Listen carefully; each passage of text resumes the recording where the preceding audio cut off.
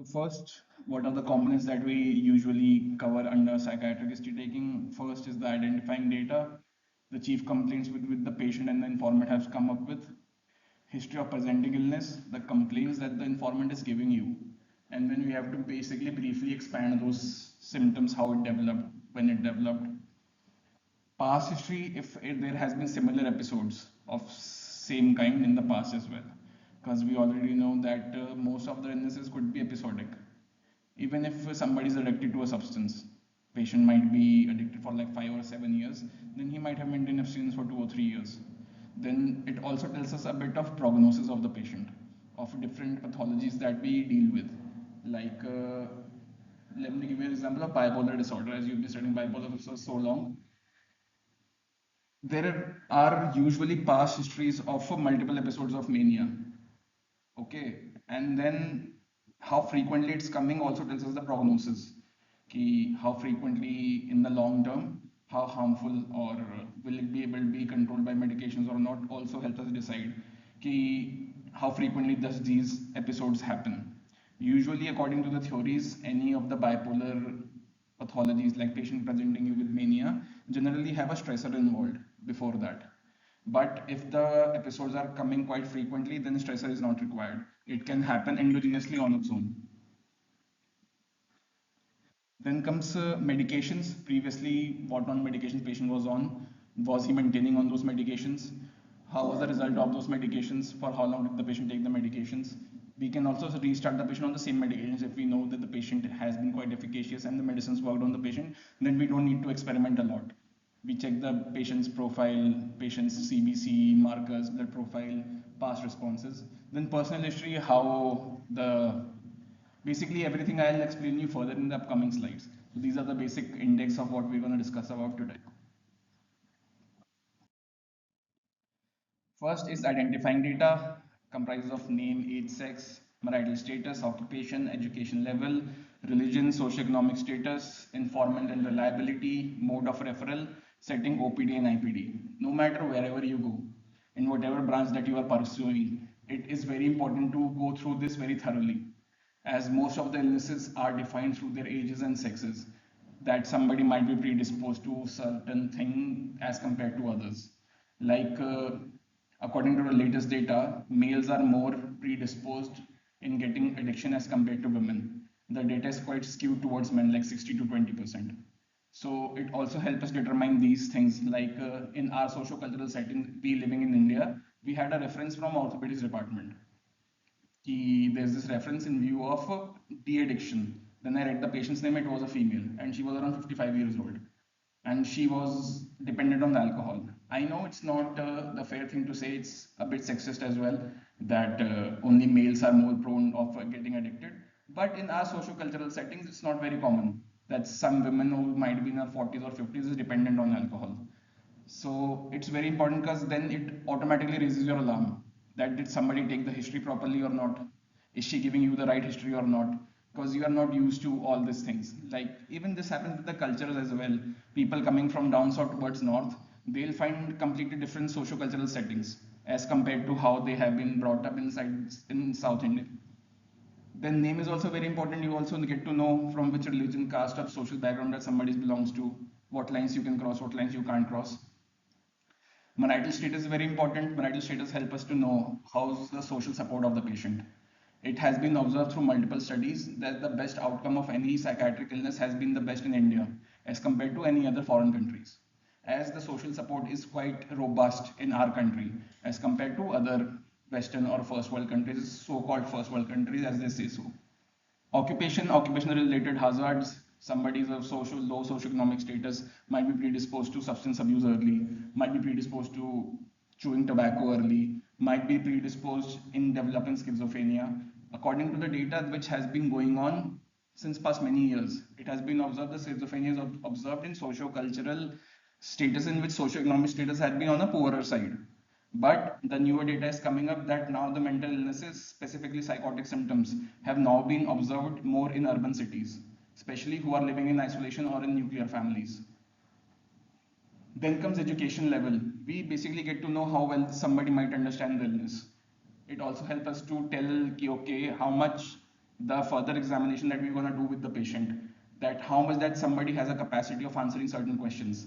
Like an individual who has not studied at all might not know what rivers flow in Uttar Pradesh, what are the surrounding states that they are currently surrounded with. It doesn't mean that they are not intelligent. It's just that they don't know basically what we are very well versed with. And we can't classify somebody if somebody doesn't know what is the name of President of India, that, oh, he's quite ignorant or he's uneducated. No.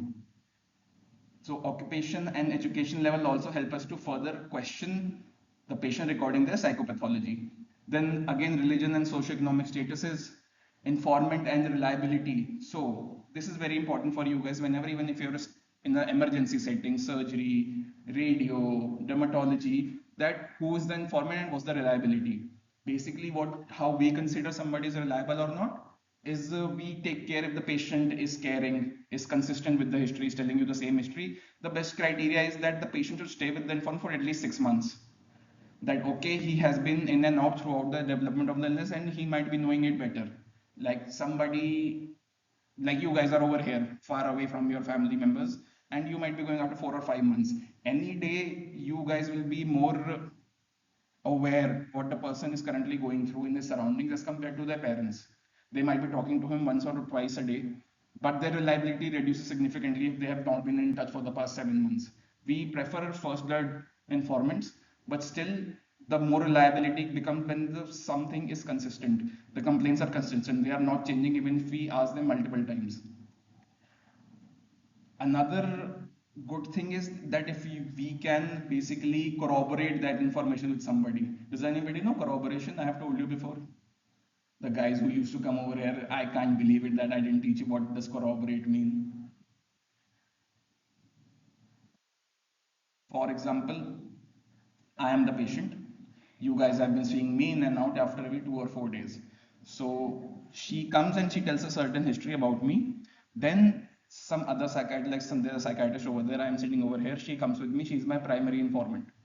She tells me, okay, he's been not been behaving properly. He's scolding us. He's doing all this. And then if the same history can be obtained from another informant, then it becomes more solid or well proof. Ki, okay, the symptoms are matching, the complaints are matching, and you can further go ahead with your history taking or whatever management that you want to give to the patient. So corroboration, duration, caring, consistency are some of the criteria which we consider whenever patient's reliability is in question. Then mode of referral.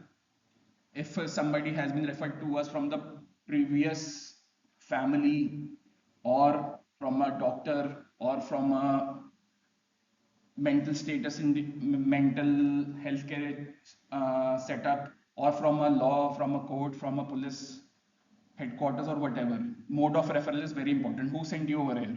Who referred you to us?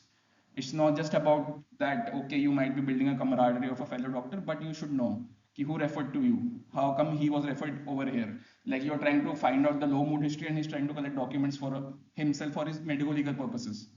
He is telling you 2 days later, I didn't tell you, but basically I had this court summon and they are asking me for this, and then you're like, why didn't you tell me this before? So it's better that you keep all this information in handy. It is applied across the fields. It's not just limited to psychiatry. It just makes you a better clinician if you are able to remember all this stuff, not just do superficial history taking. No matter in whichever setup I go to, I can't emphasize this enough. History is the king. Whatever the patient is saying, that should be dealt, no matter how much experience you are, how many patients you have seen. A thorough history taking is very necessary. Then in which setting the currently history taking is currently going on in OPD or IPD has its own significances, the comfort level. As an IPD, you are able to observe the patient behavior more robustly. Patient is in contact with you, you're able to taper the medication, seeing the side effects and everything, as compared to OPD basis. So first comes chief complaints. List in patient's own words. Duration of each complaints. How is patient trying to tell you? What we try to emphasize or teach our residents is कि जो भी बोल रहा है मरीज वैसे ही बताओ. Because it might be a thing that you are traveling from somewhere else, you might understand it in some other ways, and what its literal meaning is might be something else. So it's better कि आप पूछो कि complaints क्या हैं. जैसे हमारे यहाँ हड़कल हो रही है मुझे, मुझे हड़कल हो रही है, अब हड़कल का कहीं ढूंढ नहीं सकते तुम क्या सिम्टोमेटोलॉजी है, neither there is any dictionary that you can find it in, but somebody is quite experience who belongs to a certain area knows what हड़कल हो रही है। तुम्हें पता है हड़कल हो रही है क्या होता है? अब सुना भी नहीं किसी से, किसी पेशेंट से, तुम यहाँ क्या क्लिनिक्स करते हो फिर? दिस इज वेरी सैड यार, you guys are like in the fourth and you haven't heard हड़कल हो रही है। It's like basically generalized weakness and basically the symptoms that you usually get before having fever, कि हड़कल हो रही है, ये वो काफ़ी सैड है अगर तुम लोगों ने नहीं कंप्लेन सुनी, you being in clinics for the past 4 years. Duration of each complaint, since when the complaints are currently, patient is currently presenting with 2 weeks, 3 weeks, 4 weeks, acute in onset, sudden in onset. Like hearing of voices for the past 3 months and low mood since past 2 weeks. So low mood is also important. It doesn't matter that the patient is saying, okay, I am having auditory hallucination, and you automatically go for schizophrenia. If he is currently depressed, could be a reason that the voices are commanding and asking him to kill himself. So the treatment plan will go completely in a different way. The last drug of choice, like the drug of choice, whenever the hallucinations are commanding, like, okay, it's your time now, it's time that you should jump from this roof because you are of no use. Then we don't start with the patient on risperidone or olanzapine. We directly go to clozapine. That's the drug that is indicated which reduces suicidality in schizophrenic patients.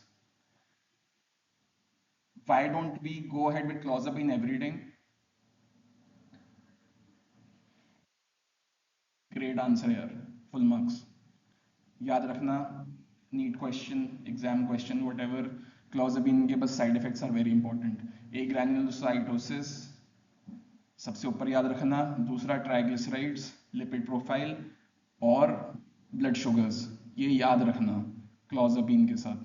आएगा, पक्का आएगा, कोई भी competitive exam हो, कुछ भी हो, clozapine and lithium are the top notch drugs that they usually ask from.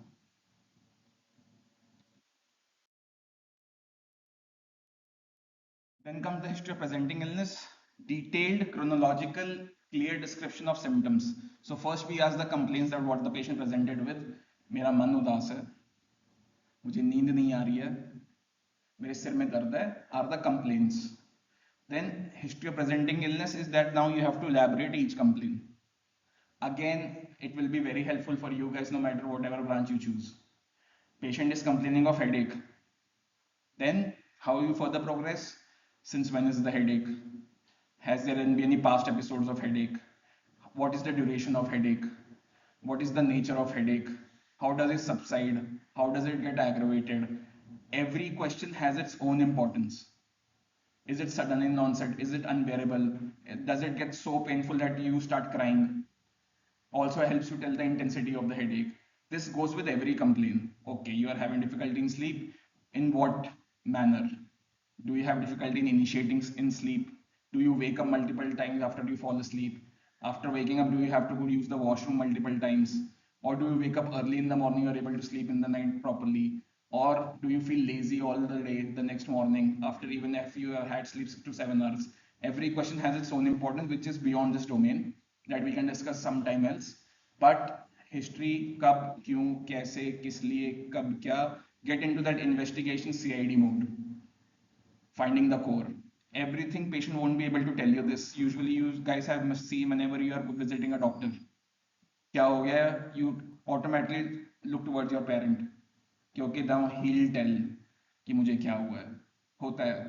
तो it's your responsibility that patient won't be able to tell कि what question you're supposed to ask, or he won't be able to tell your problem, but the line of questioning should be very robust from you guys कि okay, this is the complaint, okay, पेट में दर्द हो रहा है, कब से हो रहा है, कैसे हो रहा है, लूज टूल्स आ रहे हैं, नहीं आ रहे हैं, जितना हो सके कोशिश करो हिस्ट्री से, you will be able to reach to a diagnosis. Any day kabhi bhi AI won't be able to catch up with you.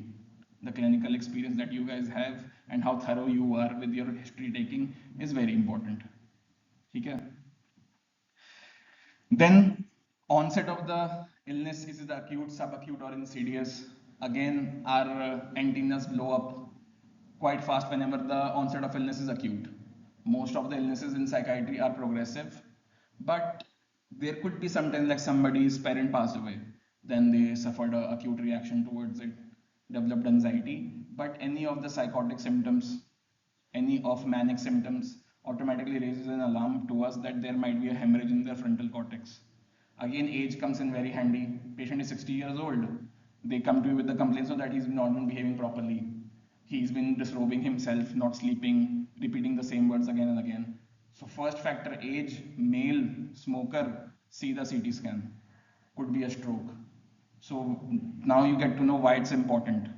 Age, sex, season is also very important. If you start do your clinics properly in emergency, what I learned in my emergency setting while I was pursuing psychiatry over here was that strokes increase in winters. पता है क्यों? सोचो. Winter में strokes ज्यादा आते हैं. सोचना, पूछना इमरजेंसी रेजिडेंसी किस लिए जाएगी. मैं ऐसा सही में होता है कि इमरजेंसी में स्ट्रोक्स ज्यादा होते हैं. एमआई सारे रात को क्यों आते हैं ज्यादातर? पूछना, क्यूरियोसिटी. ठीक है, गुड. ज्यादा बंदा रेस्ट करता है, अचानक से उठता है, चीजें होती हैं, कई रीजंस होते हैं उसके, but this is not a hard and fast rule कि ये है ही. These are the just observation that we usually observe. जैसे कि डिप्रेसिव केस आइडियली बढ़ जाते हैं विंटर्स के अंदर, क्योंकि it gets quite gloomy, people don't move out, don't go outside the sun, सारे टाइम वो रहता है. हमारे सीजनल वेरिएशंस भी होते हैं सारे इलनेसेस के. Symptoms get aggravated generally due to winters.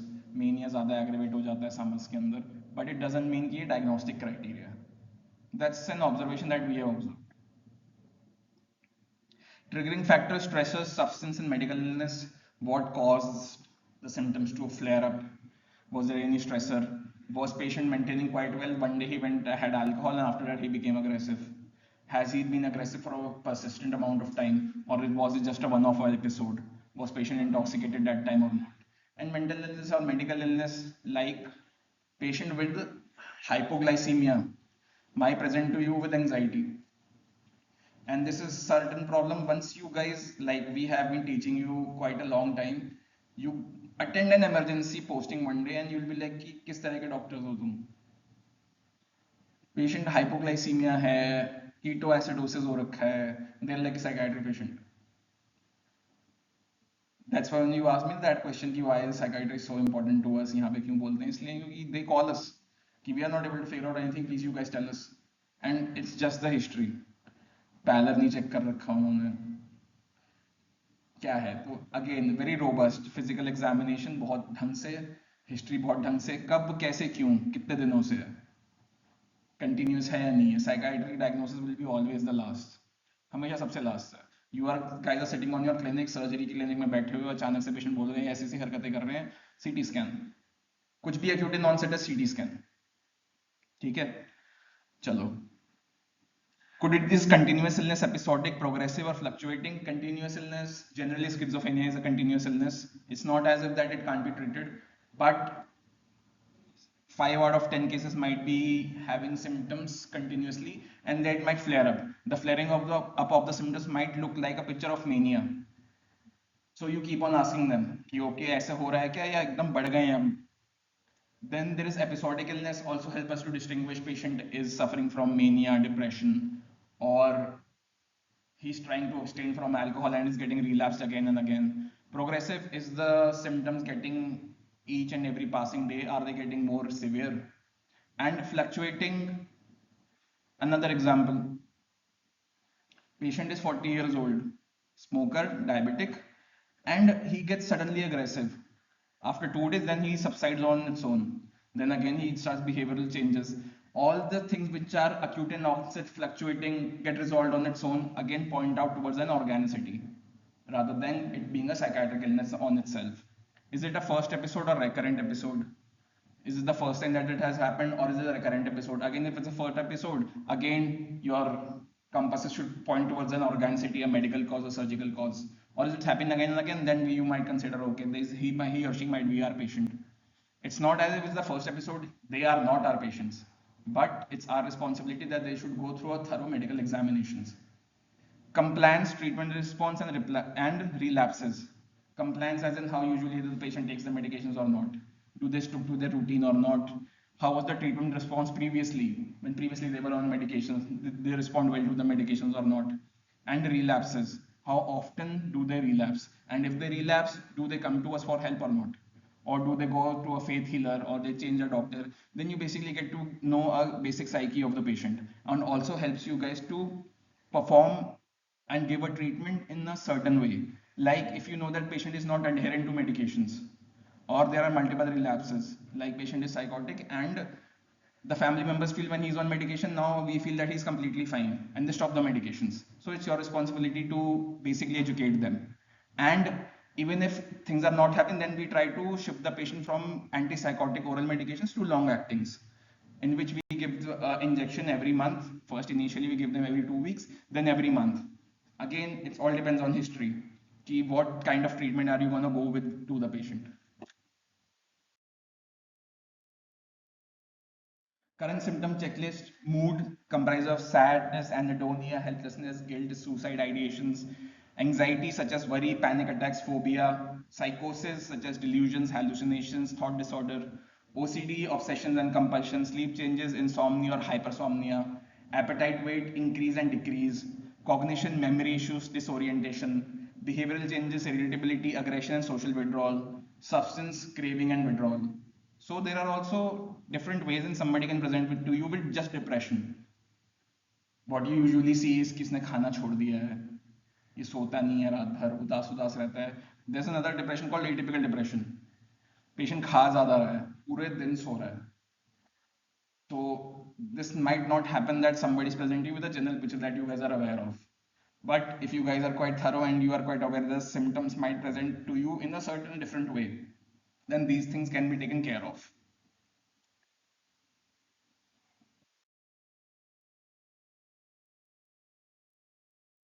Impact: occupation dysfunction, interpersonal family issues, financial or social impairment. We don't just classify the patients just from the symptomatology that they are presenting with. How impactful has that illness caused to their daily life? It also tells us about how severe the illness is. Is it mild, moderate, or severe? Is he able to attend his school or college or occupation that he likes to do every day or not? Are his relationship with the family are getting disturbed due to alcohol use? Like previously, he used to drink alcohol and come back home when initially he started. Then later on, he started going out with friends, stopped giving time to the family, started stealing money from the family. So his occupation might be right, he might be earning, but you have to ask the family, how's the life have been since he or she has been developed a certain illness? How have your life been impacted due to this illness? Then financial and social impairment, usually we see like he is the sole earner of a family and he's developed schizophrenia. Now who's gonna earn? Who's gonna feed the mouths of the wife and the children? So how these mental illnesses are impacting the patient's life is also very important. The impact factor has grown significantly in the recent years. Like even if somebody is suffering from a disability, for example, somebody is diagnosed with mental retardation or Down syndrome or intellectual disability, first we do the IQ and then we apply another scale in which we basically check is he or she able to take care of themselves or not. Are they able to communicate or not? अगर वो अपना self hygiene maintain कर पा रहे नहीं कर पा रहे, do they require assistance all the time, उसके हिसाब से उनको सेवेरिटी का हम टैग देते हैं.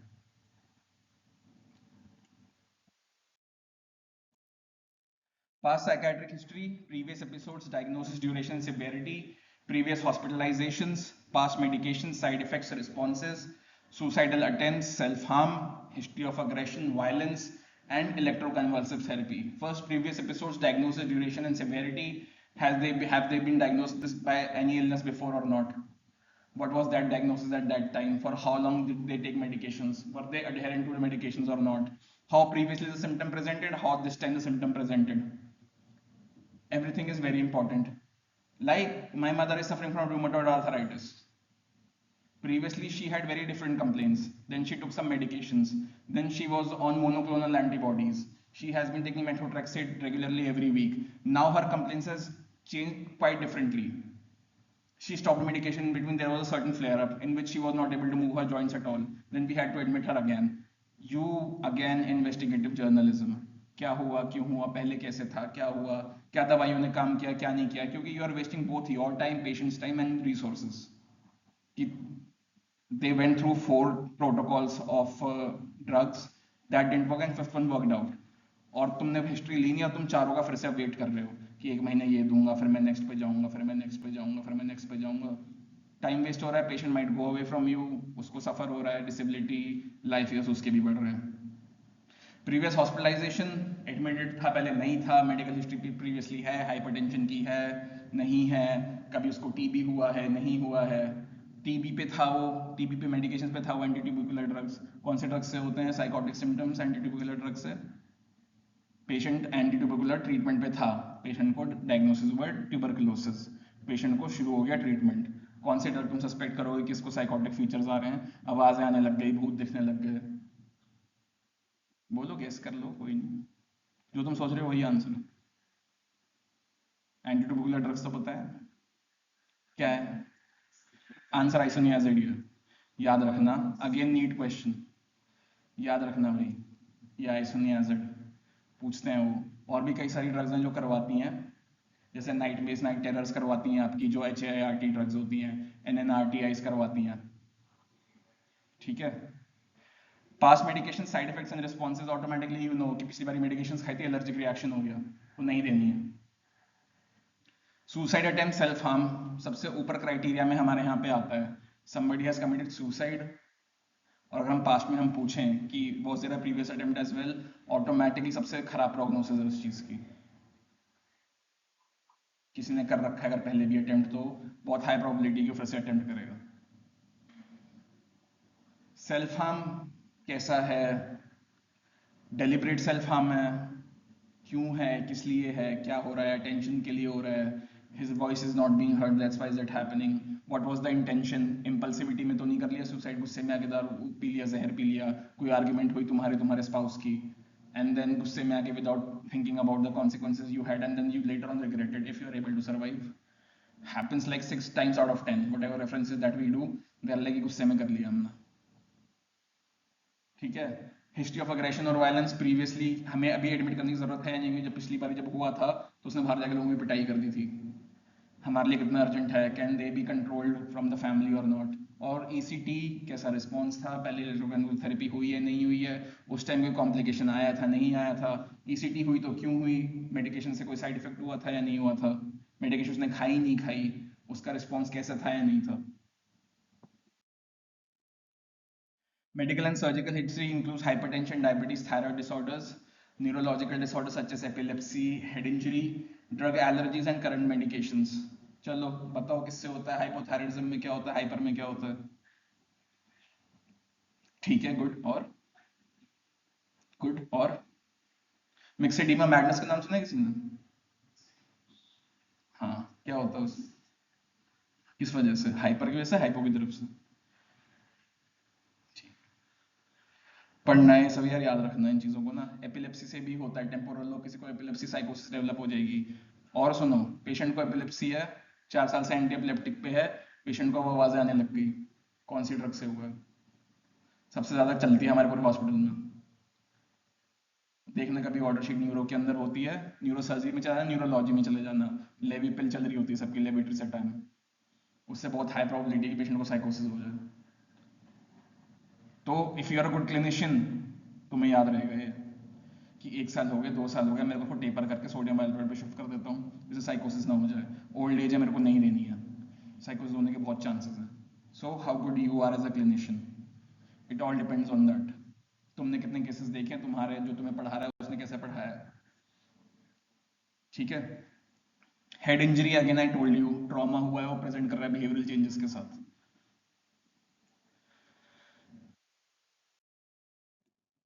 Family history is very important. Mental illness in the family, suicide history, substance use disorders, family structure, nuclear or joint, genogram if needed, कि is it heritable or not. Schizophrenia वही है, अगर mom को है तो कितना परसेंट चांसेस है schizophrenia को, मॉम डैड दोनों को है तो बच्चे को कितना चांस है होने का, मोनोजाइगोटिक ट्विंस है उनको कितना चांसेस है, ऐसा हर इलनेस के साथ है, ठीक है। ऐसा है नहीं कि होगा ही होगा, पर उनके अंदर है प्रोलिफरेट होने के, इन्वायरमेंटल स्ट्रेसर के आने के बाद, to develop a very florid symptomatology of any illness. Personal and developmental history, birth and early development, antenatal, perinatal complications and milestones. Did patient breathe? बच्चा रोया था पैदा होने के बाद? बहुत कॉमन क्वेश्चन है ये, क्यों पूछते हैं? बच्चा रोया पैदा होने के बाद या नहीं रोया, क्यों इंपॉर्टेंट है? ग्रेट। तो ग्रेट आंसर, बोलो बोलो, हाँ हाँ बोलो बोलो।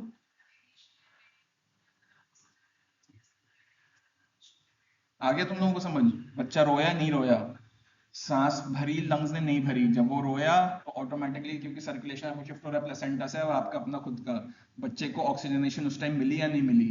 डिलीवरी इज अनदर वो अलग स्ट्रेसर अपने आप में, बच्चा रोया नहीं रोया इज अनदर स्ट्रेसर अपने आप में। उसको तुरंत हमें देना है, इंट्यूबेट करना है, म्यूकोनियम निकालना है, क्या करना है, उसको रुलाना है कुछ भी करके, कि उसका रिस्पॉन्स कैसा है कैसा नहीं है। नहीं होगा तो क्या होगा, अगर नहीं होगा ब्रेन में मेंटल रिटार्डेशन के चांसेस ज़्यादा हैं, मेंटल इलनेस की प्रॉब्लम ज़्यादा, ऑक्सीजन नहीं गई ब्रेन डेड होने के चांसेस ज़्यादा हैं। So it is very important कि बर्थ कैसे हुआ, अर्ली डेवलपमेंट, मदर अटैचमेंट मिला नहीं मिला, बचपन से उसको हुआ नहीं हुआ, मदर ने डिलीवर किया, मदर को साइकोसिस हो गई, पोस्टमार्टम साइकोसिस जिसे कहते हैं, मदर को डिप्रेशन हो गया, डिप्रेशन उसके बाद he is not taking care of the baby, उसका न्यूट्रिशन उस टाइम हुआ या नहीं हुआ, she feels like she should kill them, which eventually go away after 1 month. Then milestones, बच्चा जब बड़ा हुआ उसको पूरे milestones रिसीव हुए नहीं हुए, पूरे हुए या नहीं हुए, क्योंकि everything predisposes the patient to certain psychiatric illnesses. Personal history में पहले कैसा रहा, स्कूल में कैसा था, स्कूल में बहुत लड़ाई झगड़ा करता था, चोरी करता था, भाग जाता था, अथॉरिटी के खिलाफ कोई दिक्कत तो नहीं थी, कि दोस्तों के साथ तो सही था पर कोई टीचर आ जाए तो उससे उसे बहस जरूर करनी है। अलग अलग तरह की पर्सनालिटी टाइप्स होती हैं यार ये वाली, कंडक्ट डिसऑर्डर जिसे कहते हैं और एंटी सोशल जिसे कहते हैं। कंडक्ट वाले को इतनी प्रॉब्लम नहीं, एंटी सोशल वाला होता है उसको सब चीज़ों से प्रॉब्लम होती है, कुत्तों को मार रहा है, जानवरों को मार रहा है। शुरू से उसकी बेसिकली कैसी रही है, बिहेवियर कैसा रहा है एनिमल्स के लिए, सराउंडिंग्स के लिए, पेरेंट्स के लिए रिस्पेक्टफुल है या नहीं है।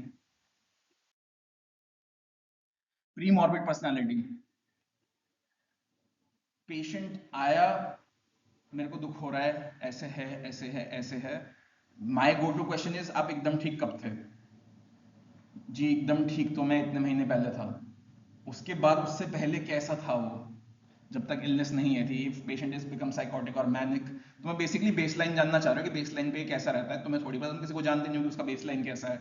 The family and the informant again comes in very handy, that they will tell you कि okay this was his behaviour, that's how he used to behave, that's how he used to eat, he was religious और not, he wasn't religious, रात को सोता किस time था, alcohol पीता था या नहीं था, चीयरफुल रहता था, हमेशा लो मूड में ही रहता था, लो स्पिरिट्स में ही रहता था, ज्यादा लोगों से मिलता था नहीं मिलता था। पेशेंट शुरू से ही नहीं मिल रहा है, सोचो किसी से भी, और तुम सोचो सोशल विड्रॉल में चला गया जो कि ना हो शायद।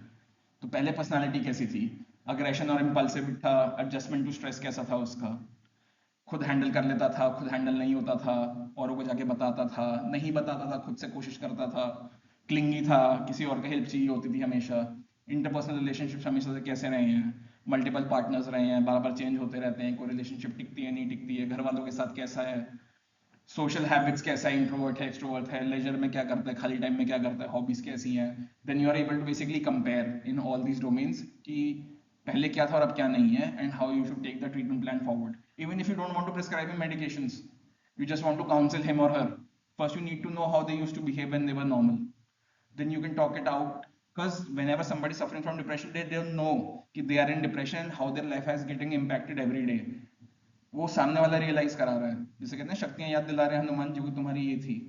ऐसे ही you have to make him remember, यार तू ऐसा था तू वैसा था, ये क्या हो रहा है, ये है ऐसा है क्यों हो रहा है, and then he start the picture starts forming inside in front of them कि ओके यार this is a problem, I didn't used to behave in a certain way, now it has changed. Could be due to age factors as well, teenage में अलग है, adulting में अलग है, college में अलग है, वो भी ठीक है, बट स्टिल इमीडिएटली चेंज नहीं होने वाला कुछ। If it's happening over time, 2 3 months, so you should know that there is a problem. You can advise them to consult a psychiatrist. Now, this is the crux of psychiatry mental status examination. It's basically an attempt to an objective assessment of the current state of a person's mind. I don't think so I can find better words to put it. तुम लोगों को क्या लग रहा है? बस MSc वो है, तुम लोगों ने क्या पूछा, तुम्हें क्या आंसर मिला और तुम्हारी जजमेंट कैसी है। तो तुम लोगों को कैसे इंप्रूव कर सकते हो ऑब्जर्वेशनल स्किल्स अपने, कोई है आइडिया?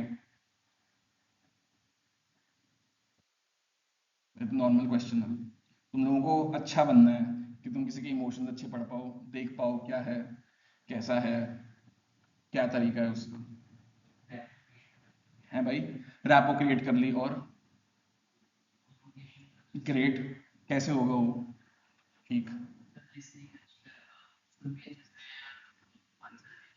ये तो वो हो गया। बट उसके अलावा घर जाके कि तुम्हें बहुत अच्छी तरीके से जानना है हर इमोशन, कैसे करोगे? ज्यादा से ज्यादा लोगों से मिलके कि सबका नॉर्मल क्या है, तुम्हारे लिए क्या नॉर्मल, लोगों को और चीजें क्या नॉर्मल लगती हैं। सो उससे फायदा ये होगा, तुम्हें गुस्सा कम आएगा।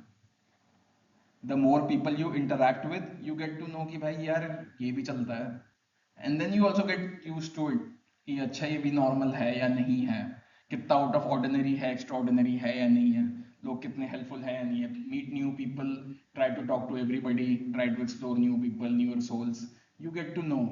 तुम्हारी ऑब्जर्वेशन स्किल्स हो जाएंगी ऐसी कि बहुत होता था ऐसा कि मेरे को लग रहा है पेशेंट पूरा डिप्रेसिव है, हमको साइकोटिक बोल रहा है उसे, उसकी क्या ऑब्जर्वेशन है और मेरी क्या observation, where am I coming from, मैं कितने लोगों से मिला हूँ, मैंने दुनिया कितनी देखी है, मैंने इमोशंस कितने अच्छे पढ़े हैं, सोशल क्यूज कैसे लिए हैं, उसका क्या मतलब सोचा है, क्या मेरे को लगता है मेरी बेइज्जती है और क्या मेरे को लगता है बेइज्जती नहीं है। It all depends on that, और ये सब जगह ही काम आएगा। तुम ज्यादा से ज्यादा लोगों से मिलो, देखो, सुनो, टॉलरेट करो, जो लोग तुम्हें पसंद नहीं उनके साथ रहना भी ठीक है। देखो क्या है, ट्राई टू बिकम वाइजर, मतलब obviously they shouldn't cross your boundaries कि तुम्हें पता है बीटी करेगा तो जरूरी नहीं सेंटर, बट स्टिल कि नो, कि तुम जिस सोशल कल्चर बैकग्राउंड से, क्योंकि you guys are gonna face it a lot, you guys being so studious, being outside the world, when you'll go back to your home, like कि भाई कौन लोग हैं, क्या बातें कर रहे हैं, but you have to be aware with that कि उनकी नॉर्म्स क्या हैं, उनकी बाउंड्रीज क्या हैं, उनके लिए क्या कंफर्टेबल है क्या नहीं है। Even if you want trying to change the society's mentality as well to bring it up to your level, I know it's quite degrading to look down upon somebody else कि ये ऐसा क्यों नहीं सोच रहे, मैं ऐसा क्यों सोच रहा हूँ, but still overall helping the society, तो if you are directly in an opposition तो कभी नहीं होने वाला। तो आधे कदम तुम पीछे चलो और चार कदम उनको आगे लेके आओ। तुम्हारा नॉर्मल क्या है, स्कर्ट, मिनी स्कर्ट है, रिलीजियस बिलीव्स हैं किसी की, हैं तो हैं, कंप्लाई विद दैट। क्लब में नहीं है अलाउड शॉर्ट्स पहनना, मत पहनो। जैसे मंदिर में नहीं अलाउड शॉर्ट्स पहनना, तो लड़ाई थोड़ी करनी हो जाएगी कि मेरी राइट है। हर जगह है, जगह का एक वो है, टेम्परामेंट है, कानून है। अगेन फिर से वही वाली बात आ जाती है कि तुम्हारी कैसी ऑब्जर्वेशन है। अगर मैं एकदम आया हूँ दिल्ली से जिसने कुछ देखा ही नहीं है, और मैं जाके नहीं तो मेरी राइट है, मैं जो भी कपड़े पहनूं मैं तो वो पहन के जाऊंगा टेम्पल हाउस के अंदर, then she is right at her own way, सही कह रही है वो, कुछ गलत नहीं है इसके अंदर।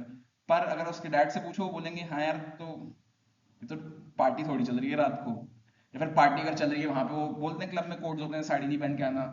मुझे आज तक समझ नहीं आया, this is a personal question या पर्सनल वो, क्लब्स में एवरीबडी इज कंफर्टेबल कि क्लब में आंटियां नहीं आएंगी साड़ी पहन के, वो कपड़े पहन के आएंगी वेस्टर्न। बट जब ये रिलीजियस वाले उस पर आते हैं तो no, we have to show our rights कि नहीं यहाँ पे ये कपड़े पहनने अलाउड नहीं है। क्यों नहीं है, ये तो हम फाइट करेंगे, ये हम करेंगे, नॉर्म्स हैं तो हैं, respect those norms, no matter wherever you go, जहाँ की हैं, ठीक है, except that, don't take it too personally, and try to figure out a way. या तुम्हारे पास कोई बेटर ओपिनियन तो मुझे बताओ यार, कि क्या कर सकते हैं ऐसी सिचुएशंस में, because I am very happy and eager to learn कि क्या करा जा सकता है। जैसे तुम लोग खड़े हो मंदिर की लाइन में, एक मैम आती हैं जिन्होंने पहने हुए हैं कपड़े ऐसे जो भी है, और साथ में उसका हस्बैंड भी है, अब हस्बैंड के पास ऑप्शन भी नहीं है डिफेंड करने के अलावा, तो तुम लोग क्या कर सकते हो इस चीज़ पर? या फिर तुम लोग अग्री करते हो कि उसको अलाउ करना चाहिए जो वो पहन के आना चाहती है? यार मिनी स्कर्ट पहनी हुई है, स्कर्ट के जीन्स शॉर्ट्स पहनी हुई है यहाँ तक।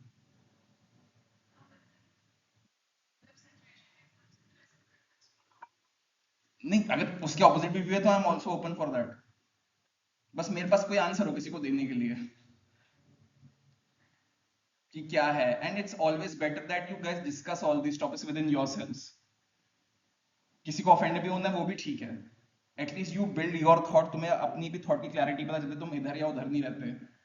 हाँ ये भी ठीक है, थोड़ा वो भी सीखो, सीखना कि यार मेरे ये व्यूज है, मेरे ये है, मेरे को बोलने में डर नहीं लगना चाहिए कि मेरे ये व्यूज हैं, ये है इस चीज को लेके, है ये मेरा व्यू है कि यू शुड बेसिकली मानो उस चीज को जो जहाँ की नॉर्म्स हैं। कोई बहुत रेडिकल है, मत जाओ, नहीं, आई अवॉइड दिस। मैं तुम्हें अपना बताता हूँ, मैं छोटा था, गोवा गए थे हम लोग, तो मेरी भाभी शॉर्ट्स में थी और मेरा भाई भी था मेरे साथ, तो हम लोग मंदिर जा रहे हैं, ठीक है, और वहां हो गई फाइट ब्रेक मेरे भाई की भाभी की, और मैं भी कह रहा हूँ, मैंने कहा भाई ये क्या होता है भाई, मेरी भाभी जो मन करे वो पहने। Now that I have grown up, now I realise, so again in which phase of the life you are, you get to know कि क्या यहाँ पे है क्या नहीं है। अब वो जाके घर पे बोले तुम्हें अलाउड ही नहीं है पहनना कपड़े कहीं भी, I don't vibe with that. वो नहीं, उसके लिए मैं चिल नहीं कि क्या है, बट हाँ सैंक्टिटी किसी भी चीज की, कि रेस्टोरेंट का ये है, कॉलेज का है जैसे कि हम की यूनिफॉर्म पहने, हम तो वो पहनेंगे, रूल्स हैं तो हैं। वही मैं कह रहा हूँ कि यहाँ के रूल्स के लिए everybody is okay, but when it comes to this तो नहीं, ऑपोजिट साइड को हमेशा प्रॉब्लम होती है। खैर, topic discuss never ending. An attempt on the objective assessment of the current state of the person's mind. A cross-sectional assessment of the person at a particular point in time, mental state can change quickly. बहुत होता है हमारे residents के साथ ये, उसने mental stress examination किया, सारी हिस्ट्री ली, लो मूड वगैरह पूछा, 4 बारी पूछा, घबराहट है नहीं है, अंदर गया कंसल्टेंट के पास, चेंज, पूरा चेंज, पूरा का पूरा, ये भी है तो ये और ये और ये। तो उस समय तुमने पूछा, उस टाइम तुम्हें क्या मिला, ये वो ऑब्जर्वेशन है। That's why sometimes we are not able to figure out कि पेशेंट का इंप्रूवमेंट कैसा चल रहा है, तो we tell the family members to call somebody who knows them after 10 और 15 डेज, क्योंकि घर वालों को पता ही नहीं चलता, कि ऑब्जर्व नहीं कर पाते हो जब वो रोज साथ में रहते हैं कि क्या चेंजेस आ रहे हैं। But somebody who has not seen somebody for 1 month or 2, they are a better respondent in telling you कि how the patient has improved previously। एक एमएससी की वैलिडिटी हम 1 वीक तक मानते हैं, कि किसी ने अगर एमएससी एक दिन पहले करी तो 1 हफ्ते तक भी हम उसकी वैलिडिटी मानते हैं, 1 हफ्ते बाद we have to do it again, we do it every day. But एक वैलिडिटी एमएससी की ये है, वो रोज चेंज भी होती रहती है। एमएससी बहुत ज्यादा चेंज अगर हो रही है रोज, अगेन ऑर्गेनिसिटी के लिए पॉइंट आउट कर रहा है कि इतनी जल्दी कैसे फ्लक्चुएट हो रहा है, या कोई और पैथोलॉजी तो नहीं है। It contains of general emotional thought, cognition, judgment and insight and reliability. So for general description, appearance, motor behavior, speech and attitudes. How we present is, patient walked into the OPD, greeted the interviewer, sat down, was moving, was not kempt, was his beard was not maintained, was not maintaining eye contact. ऐसे हम appearance को describe करते हैं। Then motor behaviour, fidgety है, बैठे हैं, agitated है, लड़ाई कर रहे हैं। स्पीच, रेट कैसा है, टोन कैसा है, वॉल्यूम कैसा है, पिच कैसा है। एंड देन आखिरी में attitudes. Appearance such as prominent features such that a portrait, eye contact, dressing, grooming, age and appearance. How they describe in our classical textbook is कि तुम लोगों को जनरल अपीयरेंस ऐसे लिखनी है कि बंदा एक बाहर बैठा हुआ है, तुम जाके आए, उसे देख के तुमने लिखा, और खाली कोई पढ़ के ही बता सके तुम उस बंदे की बात कर रहे हो, ऐसे लिखना है, ये हमें सिखाया जाता है। ड्रेस एंड ग्रूमिंग, कि उसने ठंड के कपड़े पहने नहीं पहने, अपने इकोनॉमिक स्टेटस के कपड़े पहने नहीं पहने। सो जो सोशो इकोनॉमिक स्टेटस काफी पुअर है, वो आया वो एकदम चमकीले कपड़े पहन के, चश्मे वश्मे ग्लासेस लगा के, लग रहा है हम वही फिगर आउट कर रहे हैं, ऑब्जर्वेशन सीधा मीडिया में हो सकता है। हमारा थोड़ा बायस भी डेवलप हो जाता है, कोई नॉर्मली भी पहने लगता है भाई तो मेनिया में, ठीक है। General description, motor behaviour, gait, freedom of movement, firmness and strength और हैंडशेक, एनी इनवॉलेंटरी और normal movement, space of movement, purposefulness of movements, degree of agitation, ये सिर्फ मोटर बिहेवियर के अंदर है। कैसे आ रहा है, चल के आ रहा है, ठीक से चल पा रहा है, नहीं चल पा रहा, धीरे धीरे चल रहा है, स्टूपिंग पोस्चर है, कितना फ्रीली वो मूव कर पा रहा है, हाथ रुके हुए हैं, हिल भी पा रहा है, नहीं पा रहा है। फॉर्मनेस and stress of the handshake, कितना स्ट्रांगली है, कर रहा है, हम हाथ आगे बढ़ा रहे हैं, क्या पता कर ही नहीं रहा, हाथ आगे बढ़ा रहे हैं, वो हाथ पीछे कर रहे हैं, नेगेटिविज्म कहते हैं इसे। हर एक का एक सिग्निफिकेंट वैल्यू है, दोनों हाथ से मिला रहा है, एक हाथ से मिला रहा है, ओवर फेमिलियर हो रहा है, टाइट कर रहा है, नहीं कर रहा है, हाथ में स्वेट है उसकी, नहीं है। एनी इनवॉलेंटरी और abnormal मूवमेंट्स हैं, फेसेस बना रहा है, बड़बड़ा रहा है, हमें सुनाई नहीं दे रहा है, क्या है। पेस ऑफ मूवमेंट्स हो गया, पर्पसफुलनेस ऑफ मूवमेंट्स हो गया, जबरदस्ती तो नहीं बालों पे हाथ मार रहा, जबरदस्ती हाथ तो नहीं फेंक रहा ऊपर नीचे, ये उसका कोई पर्पस है। डिग्री ऑफ एजिटेशन, कितनी देर तक बैठा हुआ है, पैर कितने हिल रहे हैं, टेबल भी हिला रहा है क्या, बैठ ही नहीं पा रहा है अपनी जगह, खड़े होकर घूम रहा है, नहीं घूम रहा।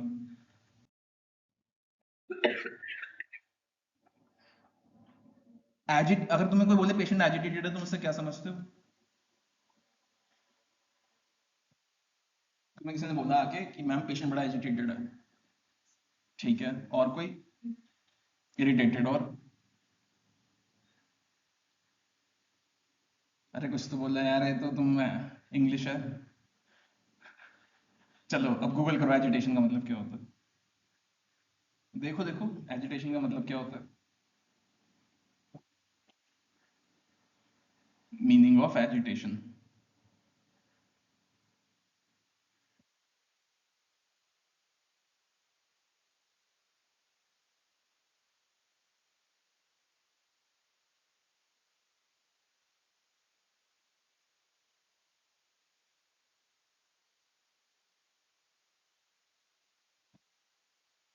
क्या है?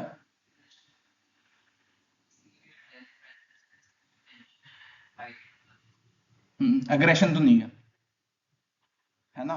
सो again it again comes down to English.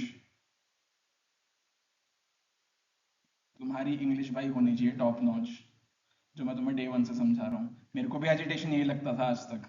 Patient agitated है मतलब भाई इसको तो बांधना ही पड़ेगा। और एजिटेशन मिलती सिर्फ एंजाइटी में। बड़े से बड़े रेसिडेंट को नहीं पता होगा, कंसल्टेंट को नहीं पता होगा। तुम बोलोगे पेशेंट एजिटेटेड है, सबका एक एक दिमाग चलेगा कि बस सब तो थप्पड़ बजने वाले हैं। पर है ही नहीं एजिटेशन का वो मतलब।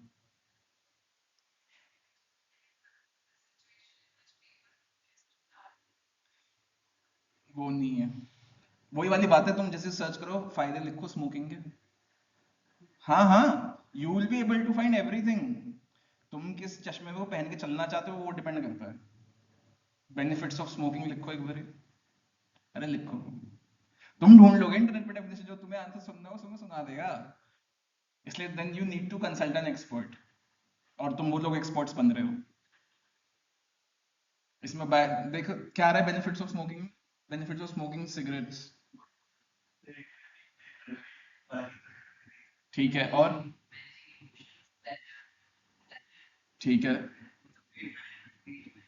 और? तो बस फिर ये करते हैं फिर रिकमेंडेशन चालू, मेटाबॉलिक क्लिनिक में। आओ, आओ बैठो यारों। चलो बताओ कौन सी वो ऑटोइम्यून डिजीज प्रोडक्टिव होता है इसके लिए स्मोकिंग। क्वेश्चन है। अल्सरेटिव कोलाइटिस याद रखना। हाँ नहीं, जब पूछना तो बोले नहीं, हाँ क्या, हाँ तो बोल ही रहे हो। बोलते तो कुछ हो नहीं तुम। ठीक है, तो वही तुम्हें जो आंसर ढूंढना है इंटरनेट पे मिल जाएगा, वही हो। That's why expert comes in handy. Same thing happens to ChatGPT. You ask ChatGPT सबसे ज्यादा स्ट्रेंथ कौन से जानवर की है आज तक की हिस्ट्री में, बाइट की। तुम्हें बोलेगा टीरेक्स की थी। फिर तुम बोला व्हाट अबाउट मेगाडोलॉन। Oh you are correct in that way, हाँ उसका ही है। तो अगेन थोड़ा always be quite sceptic of whatever these guys are telling you. जैसे कि let me give you another example. Patient मेरा था एंटीसाइकोटिक्स के ऊपर। एंटीसाइकोटिक जो पेशेंट खाते हैं उनको कॉन्स्टिपेशन हो जाता है। अब तुम लोग क्या एडवाइस करोगे पेशेंट को? और? और? और? फिर से सुनो, पेशेंट एंटीसाइकोटिक पे है और उसको मस्करेनिक इफेक्ट की वजह से कॉन्स्टिपेशन हो रहा है, तुम पेशेंट को क्या एडवाइस करोगे? जो ड्रग का साइड इफेक्ट है वो एंटी मस्करेनिक है, उसकी वजह से हमने एंटीसाइकोटिक दी। एंटी मस्करेनिक एक्टिविटी उसकी वजह से हो रही है, उसकी वजह से कॉन्स्टिपेशन हो रही है। इसका मतलब ये कि मोबिलिटी नहीं हो रही है उसके पेट में। क्या करोगे? हाँ, लैक्सेटिव बोल दिया, हाई फाइबर डाइट। नहीं है इसका आंसर। पेशेंट को टॉक्सिक मेगाकोलोन हो जाएगा। पैरालिटिक इलियस हो गई है, हम उसको दवाई दे के, प्रॉब्लम बल्क बनने में नहीं हो रही है, मूवमेंट में हो रही है। तुम उसकी प्रॉब्लम बढ़ा रहे हो। ये हर कॉन्स्टिपेशन के लिए नहीं है, सिर्फ एंटीसाइकोटिक के लिए बता रहा हूँ मैं तुम्हें। ये आंसर मेरे को चैट जीपीटी ने दिया था कि इसको बोलो हाई फाइबर डाइट। अब मेरा क्लिनिक से मेरे को पता है कि ये आंसर नहीं है। मेरे रेसिडेंट भी मेरे को ये बोल रहे हैं कि सर हाई फाइबर डाइट और पानी तुम सिवियर कर रहे हो, तुम्हें बस लूज को देना है, लूज। है ना? अगेन हिस्ट्री टेकिंग, कौन सी दवाई खा रहा है भाई तो तेरे को इससे कॉन्स्टिपेशन हो रही है। Again it comes down to just history, कि तुम ठीक करने गए थे वो, उसको बोला कि खाओ आज संतरे सेब दब के, दर्द इतना ज्यादा हुआ आईसीयू पेशेंट। History taking. क्या है, क्यों है, किस लिए है, ये ड्रग है, नहीं है, क्यों है। इसलिए तुम एक्सपर्ट्स हो, इसलिए तुम डॉक्टर हो, इसलिए हम तुम्हें बुलाते हैं। ठीक है, चलो। Science of high arousal, sweating, vigilance, excessive startle response, tremorlessness, aggressive posturing, fishleaning, intimidating stance, loud verbal outburst, hand wringing. Again, these are all observational skills that we observe. Muscle tension बनने को हो रही है, मेरे को किस time है भागना इंटरव्यू से या नहीं, कब मेरे को मेलो डाउन करना है, कब मेरे को कितनी बहस करनी है, नहीं करनी है, इट ऑल डिपेंड्स। पेशेंट काम हो रहा है, नहीं हो रहा, मैं पेशेंट को क्लूज दे रहा हूँ गुस्सा दिलाने के लिए, कितनी देर में पेशेंट को गुस्सा आ रहा है।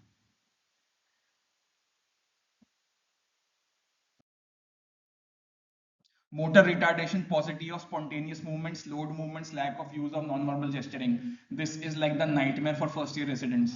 पेशेंट सारी कंप्लेंट्स डिप्रेशन की दे रहा है, घर वाले डिप्रेशन दे रहे हैं, है पेशेंट को नेगेटिव सिम्टम्स ऑफ स्किज़ोफ्रेनिया। पता है क्या होता है negative symptoms of schizophrenia? Come on,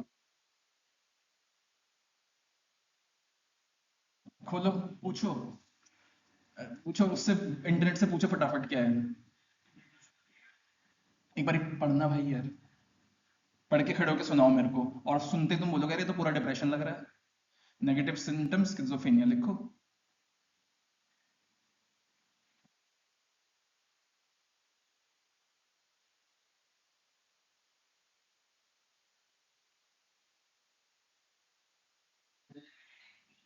ठीक है,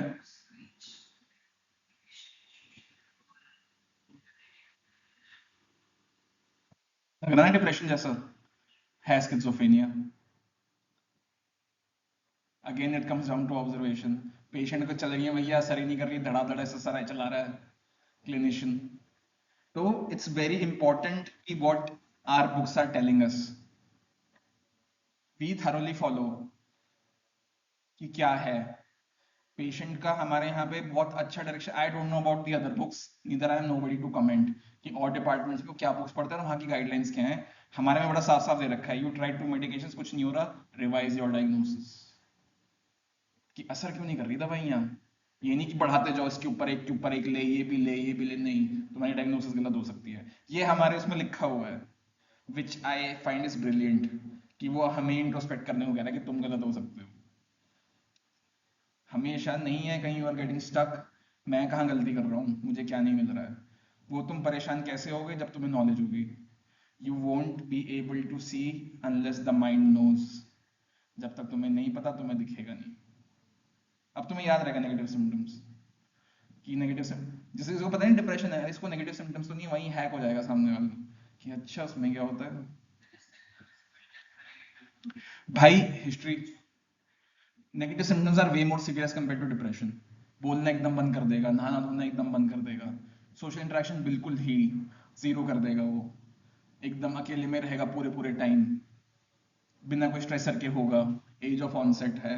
वैसे नेगेटिव सिम्टम्स ज्यादा देखा गया लो सोशो इकोनॉमिक स्टेटस में देखा जाता है, अब थोड़े कम मिलते हैं, पर negative symptoms are quite tough to catch, even we get sometimes confused. तो there are, that's why there are the scales, clinical scales that we apply. जैसे पैन एस है, positive and negative symptoms schizophrenia scale, उसमें क्या बन रहा है, हम उसमें मैड्रस लगाएंगे, मैड्रस डिप्रेशन का भी स्केल लगा रहे हैं, पॉजिटिव सिम्टम्स का भी लगा रहे हैं, नेगेटिव का भी, और try to figure out for observational skills और our experiences and asking the question to the patient कैसा है। पेशेंट नॉर्मली रिस्पॉन्ड नहीं कर रहा है दवाई को, रिवाइज करेंगे डायग्नोसिस, एंटीसाइकोटिक बहुत जल्दी रिस्पॉन्ड करने लग गया, again it confirms your diagnosis. General description, attitudes, how the patient is patient related, degree of cooperativeness, evaluators attitude, तुम्हारा एटीट्यूड कैसा है, उसका कैसा है। मेरा सुबह मूड खराब है भाई, मेरी अटेंडेंस नहीं लगी, कुछ भी हुआ, मेरे उसने डांट दिया, automatically I am getting irritable, I am not listening to the patients complaints. Patient का एटीट्यूड कैसा है, गार्डेड है, नहीं है, चार लोग बैठे बता रहे नहीं बता रहा, चारों को बाहर भेजा, मॉम डैड को बाहर भेजा, उसका एटीट्यूड एकदम चेंज हो गया, आपको पता चला स्ट्रेस है, ये हो सकता है, फैमिली नॉर्म्स की वजह से नहीं बता रहा, क्यों नहीं बता रहा। Speech rate, spontaneity, intonations, volume and effects, कितनी तेज बोल रहा है, जैसे क्वेश्चन पूछ रहे हैं तभी आंसर दे रहा है, बहुत सोच रहा है, बिल्कुल भी नहीं बोल रहा है, आवाज तेज है, कम है, बोलने में दिक्कत आ रही है उसे, काफी चीजें, कई बार ड्रग्स की वजह से हो सकता है बोल ना पा रहा हो, हमारी एंटीसाइकोटिक्स की वजह से। सो एमएससी हम इसलिए हर वीक करते हैं, ड्रग्स पे था, जब ड्रग्स पे नहीं था, क्या हुआ कैसे नहीं हुआ, and we keep on noting it down. घर वाले अगर बोलते भी है ना कि नहीं ऐसा तो नहीं है, ऐसा ही है, हमें पता है भाई, हमने रिकॉर्ड कर रखा है, हमने ये सब रिकॉर्ड कर रखा है, तब ऐसा था और अब ऐसा हो गया। Now come emotion, mood and affect, again the crux of psychiatry. Mood is definition basically how your emotions perceive the world and colors the world outside of you. Patient reports versus inference. Patient क्या mood बता रहा है तुम्हारा खुद का कैसा है, जैसे कि तुम्हें सुबह से डांट पड़ी, तुम्हें एब्सेंट लग गई, तुम्हें एकदम तुम्हारा मिला बॉयफ्रेंड या गर्लफ्रेंड, क्या होगा तेरे मूड को? ठीक है, उसे पता है शक्ल देख के नहीं है ठीक। तो सब्जेक्टिव इज ठीक, उसने क्या बताया और तुम्हें क्या दिख रहा है ऑब्जेक्टिव। ठीक है, मूड पूरे महीने का या हफ्तों का होता है, उस दिन का नहीं होता। पूरे टाइम ज्यादातर कैसा रहा है, ठीक है। It could be euthymic, angry, euphoric, apathetic, dysphoric, apprehensive. पता है खुशी के भी अलग अलग लेवल है, गुड, एलिवेटेड, यूफोरिक, ठीक है, एग्जॉल्टेड, और हर वर्ड का अलग मीनिंग है। उससे हमें इंटेंसिटी पता चल रही कितनी है, कहीं मैं बहुत खुश है, एक बार को डिवाइड लग रहा है मैं भगवान ही हूँ। खुश के साथ उसकी मोटर मूवमेंट्स भी बढ़ रही हैं, हर एक को डिफाइन करने के लिए एक अलग वर्ड है जो हम लोग बहुत प्रिपेयर करते हैं, which is again quite out of this domain of current discussion.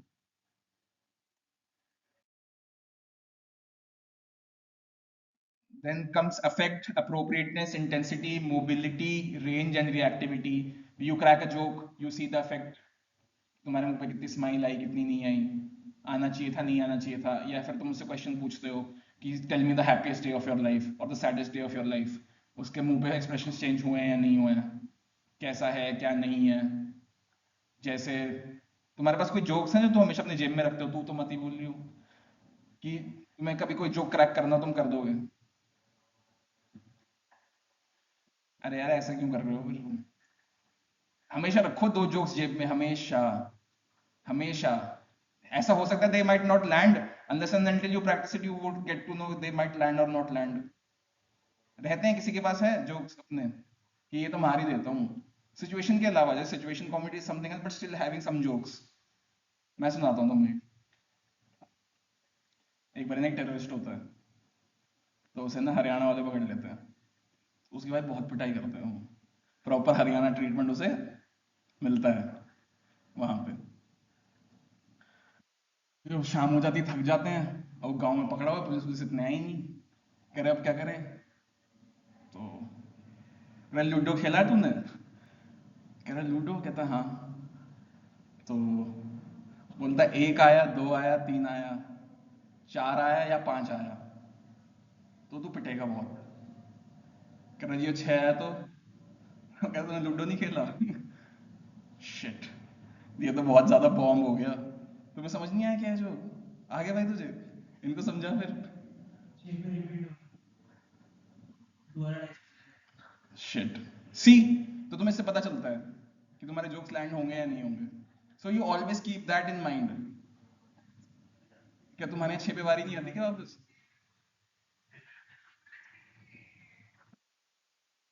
तो पूछता है तुम लूडो नहीं खेला क्या, कि क्या होगा, खैर कोई नहीं, I try harder next time.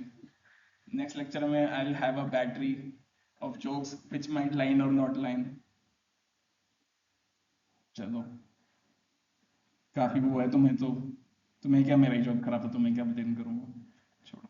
चलो, intensity, mobility, range and reactivity, how reactive somebody is or not.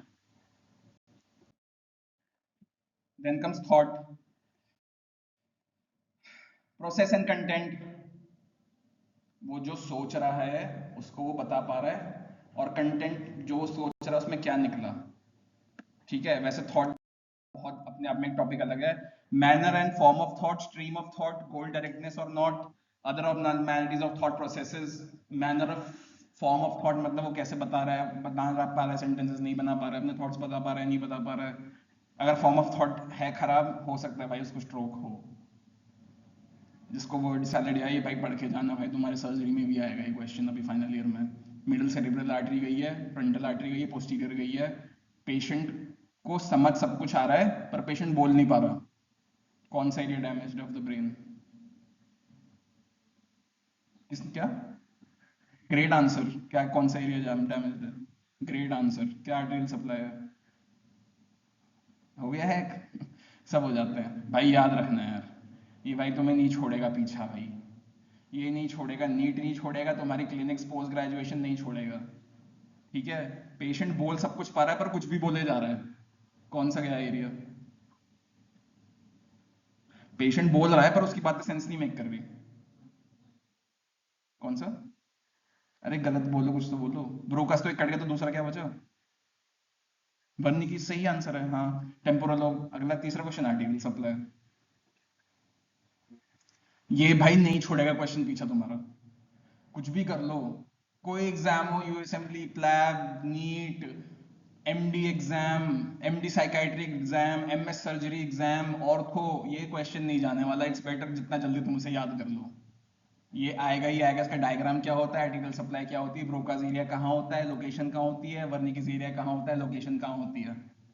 ये पूछेंगे ही पूछेंगे क्योंकि थोड़ा सा कंफ्यूजिंग है, and that's what they like to ask.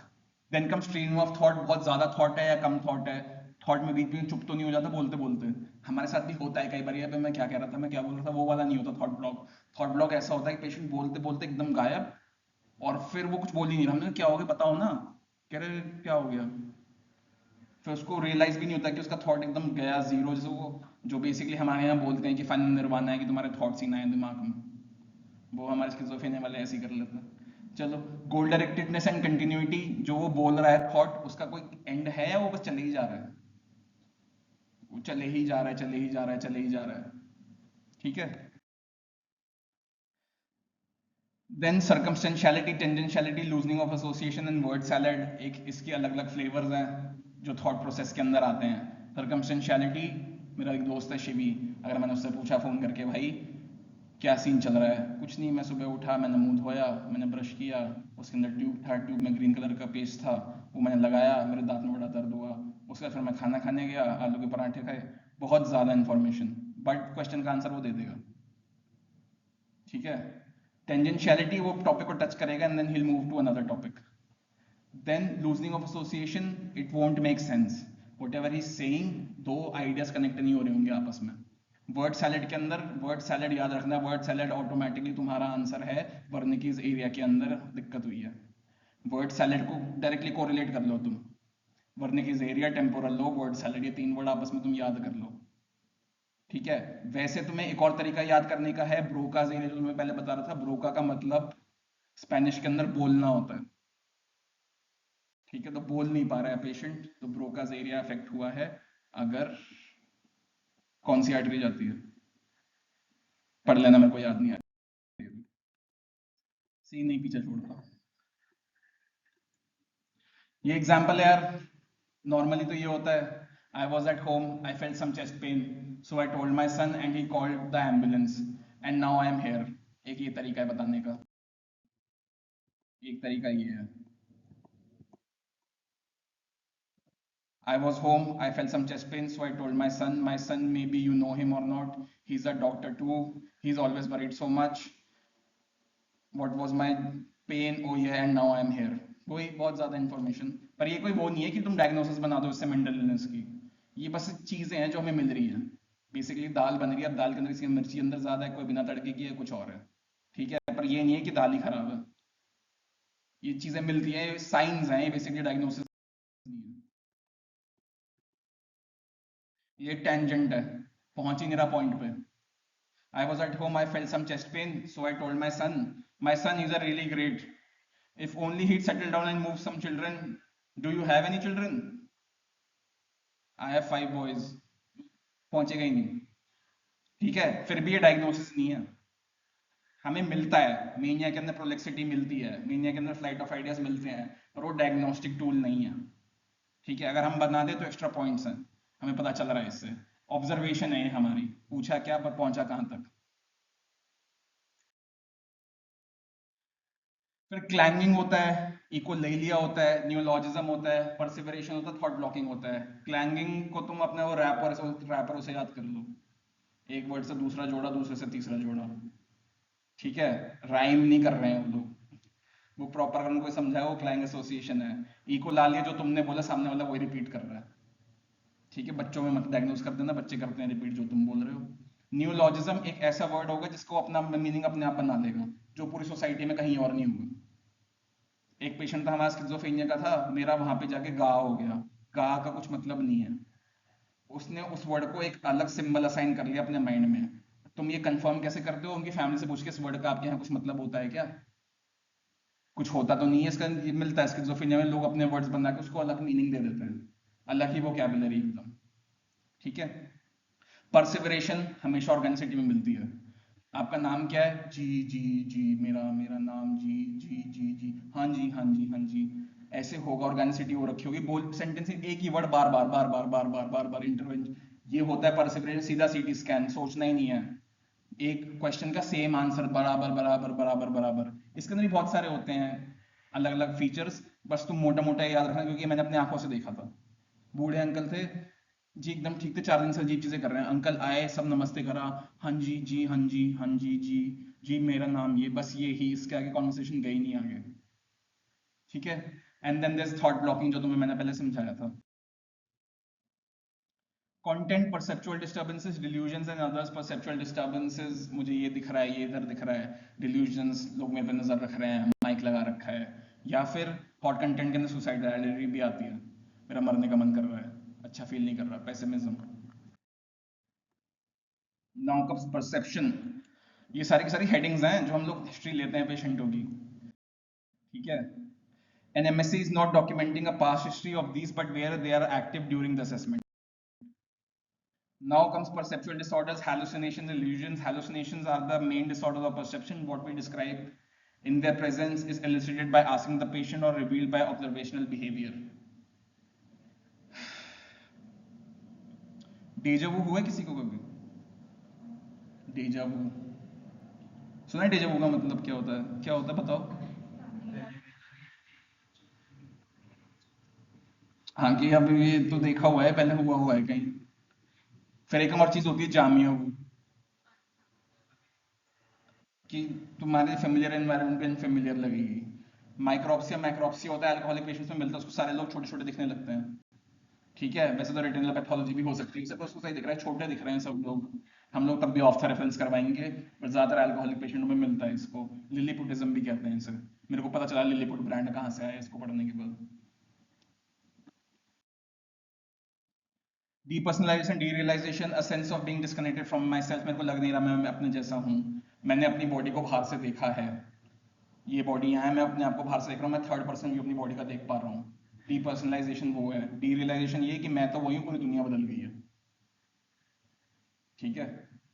Dissociation, thoughts and emotions can feel disconnected from self and thus not be part of self, seen in extreme anxiety, PTSD, borderline personality disorder, intellectual impairment. Dissociate हो जाना किसी भी emotions से हमारा defence mechanism है। Patient था, patient एकदम ठीक था, उसको कोई बहुत बड़ा ट्रॉमा आया, वो घर छोड़ के अचानक चला गया, और घर छोड़ के अचानक गया, 1 महीने बाद वो एकदम अलग लोकेलिटी में रह रहा है, अलग आइडेंटिटी के साथ, सब कुछ अलग, उसे पुराना कुछ भी नहीं याद। मैं तो यहाँ हूँ नहीं, मैं जानते नहीं है कौन से लोग हैं, कौन लोग अपने पेरेंट्स को नहीं पहचान पा रहा। कॉज डिप्रेशन है, सोच आदमी क्या कह रहा है।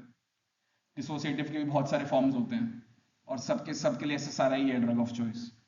सो अगेन, जब तक तुम्हें पता नहीं है तुम ढूंढ नहीं सकते, तुम्हें अगर पता होगा तो तुम ढूंढ पाओगे। डिसोसिएटिव फ्यूग कहते हैं उसे। क्वेश्चन आया था नीट में, डिसोसिएटिव फ्यूग, मैं डर गया था। तुम्हारे सीनियर्स का इंटर्न्स थे, इंटर्न्स, भाई क्या क्वेश्चन पेपर आया था उनका नीट का, भाई साइकाइट्री के क्वेश्चंस, हमारे रेजिडेंट्स फेल हो जाते, दो 10 में से 4 तो नहीं दे पाते वो लोग आंसर। डिसोसिएटिव के टाइप के ऊपर आया था। डिसोसिएटिव फ्यूग क्या होता है? 3 ऑप्शंस थे उनके पास, नीट में था। इंटर्न्स कह रहे सारी साइकाइट्री क्वेश्चंस आए ना देख लो, क्योंकि वो होता है ना, जैसे वो क्वेश्चंस आते हैं तो दे सब्जेक्ट वाइज डिवाइड कर देते हैं वो लोग, तो उनके पास प्रॉपर थे 8 या 9 क्वेश्चन थे साइकाइट्री के भाई, 200 में से। उनका 9 क्वेश्चन आया, कह रहा हाँ सब 9 क्वेश्चन आया, तो please don't take it lightly. मतलब if you guys want to you can obviously, but hallucinations, true hallucin, अगर तुम्हें एक और मैं चीट कोड बताता हूँ भाई नीट क्रैक करने का, भाई छोटे को सब्जेक्ट सारे पढ़ के जाना। डर्मा, एनेस्थीसिया, ईएनटी, ऑफ्था, साइकाइट्री, सबसे पक्के करके जाना इनको। सब बच्चे वो मेडिसिन सर्जरी में ही पूरी प्रिपरेशन खराब कर लेते हैं, पूरी प्रिपरेशन। छोटे सब्जेक्ट तो बहुत इजी थे, याद करने में भी आसान थे, चुने हुए टॉपिक्स आते हैं उसको छोड़ जाते हैं, आखिरी के 20 दिन 25 दिन वही पढ़ के जाना बस। Pseudo hallucination experience as originating inside the head.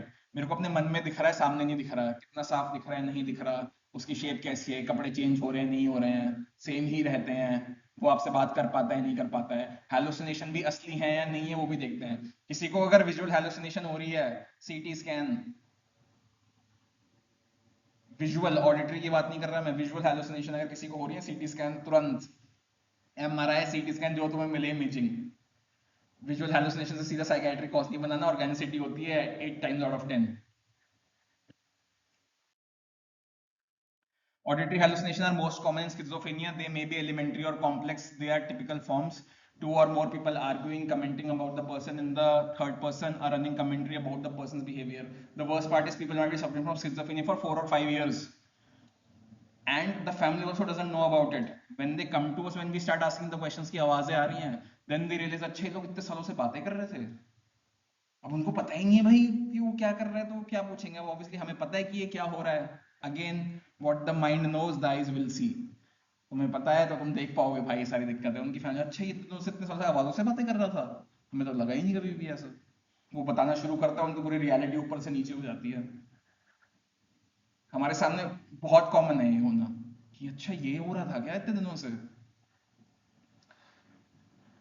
Command hallucination demand a significant risk assessment, degree of compulsion the person feels to act upon them. किसी ने वो देखी ब्यूटीफुल माइंड, नहीं है तो देखना भाई please, please go and watch it.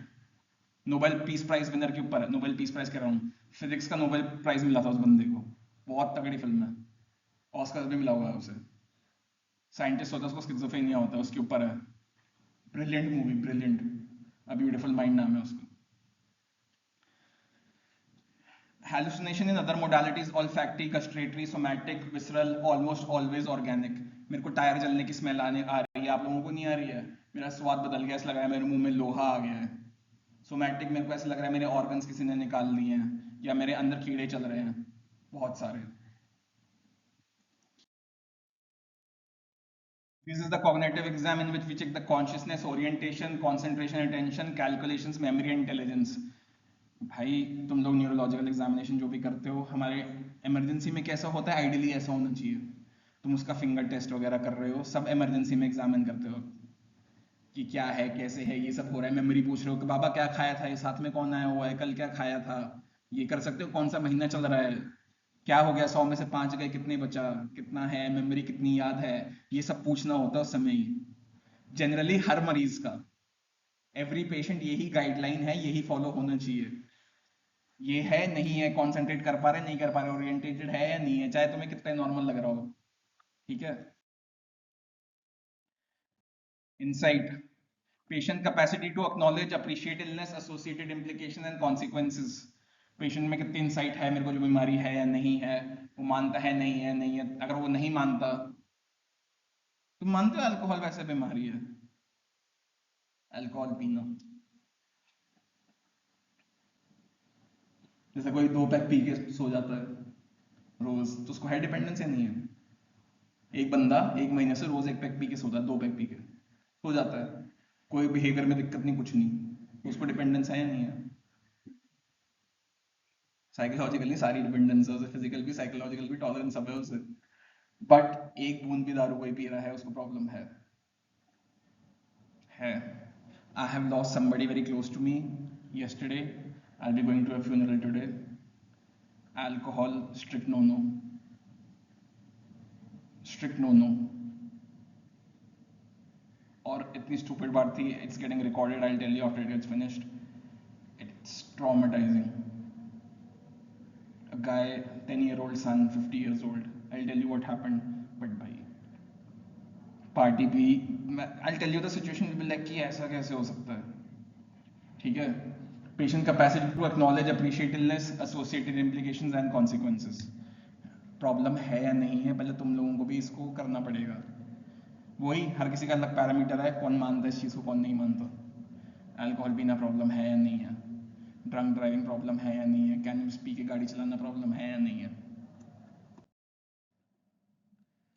Drugs, alcohol, dementia, cognitive problem, साइकोसिस, सिवियर, जैसे कोई बोलता है ना मेरे को भूलने की आदत हो गई है, मैं भूलने लग गया हूँ चीज़ें। हम लोग सिवेरिटी इक्वेशन से डिमांड करते हैं जो हमारे यहाँ ओल्ड एज आते हैं कि माता जी को अगर आप कहीं छोड़ोगे तो घर वापस खुद से आ जाएंगी या नहीं आ पाएंगी। और अगर वही है डिटोरिएट बहुत जल्दी हो रहा है, अगेन सीटी स्कैन एमआरआई, कोई भी चीज़ बहुत जल्दी हो रहा है, क्यों हो रहा है, अचानक से हो रहा है, बहुत जल्दी जल्दी भूलने लग गए हैं, तुरंत सबसे पहले CT MRI, CT MRI, CT MRI होना ही है। डिमेंशिया इसलिए हम लोग थोड़ा रखते हैं कि हम ओल्ड एज में भी हो जाता है, हमारा मूड खराब हो, हमें नहीं याद रहती चीज़ें क्या है, तो इतना है नहीं, पर forgetfulness is a very complicated problem. साइकोसिस, severe mood problem, somatoform disorders. Then comes judgement, the process of consideration and formulation leading to decision and action. किसी की जजमेंट, तुम्हें जो मैं कहानी सुनाऊंगा नेक्स्ट, उससे तुम जजमेंट देखना किसी बंदे की क्या थी, बंदे ने क्या करा, कंसिडर करा, उसको फॉर्मुलेट करा, leading to decision and action. यहाँ पे आग लग गई, आप क्या करोगे, आपकी जजमेंट क्या है। कोई आग बुझाएगा, कोई भागेगा, कोई हेल्प करेगा, सबकी अलग जजमेंट्स हैं, कोई वहां बैठे रहेगा खुद बुझ जाएगी, कोई धक्का भी दे सकता है किसी और को। ये सारे सारे पॉसिबिलिटीज हैं एक सिचुएशन के, खाली एक सिचुएशन के। अगेन तुम्हारी जजमेंट इम्पेयर्ड है, कैसी है, ठीक है, हेल्दी है, नहीं है। Requires insight, cognitive functioning, abstract abilities, conceptualization, forward thinking, appreciation of what rational people would do. Rationality. Again, your education will always will work against you. तुम लोग पढ़ रहे हो, तुम लोग अवेयर ज़्यादा, तुम लोग चीज़ें करने से डरोगे भी बहुत ज़्यादा। तुम अपने गांव में चले जाओ वापस, अरे ये देखियो ये तो ज़्यादा ही डर रहा है, उनकी जजमेंट इम्पेयर्ड है, तुम लोग मत टेंशन लेना कि तुम लोग ज़्यादा डरते हो, वो लोगों का हो गया है, उनकी हो गई है इम्पेयर एक सोसाइटी में एक तरीके से रहने से। तुम्हारी जजमेंट डेवलप हो गई है देख चीज़ के अप्लाई कर करके, चीज़ें, स्किल्स, बात करने का तरीका, एवरीथिंग। थैंक यू, यही था आज का लेक्चर।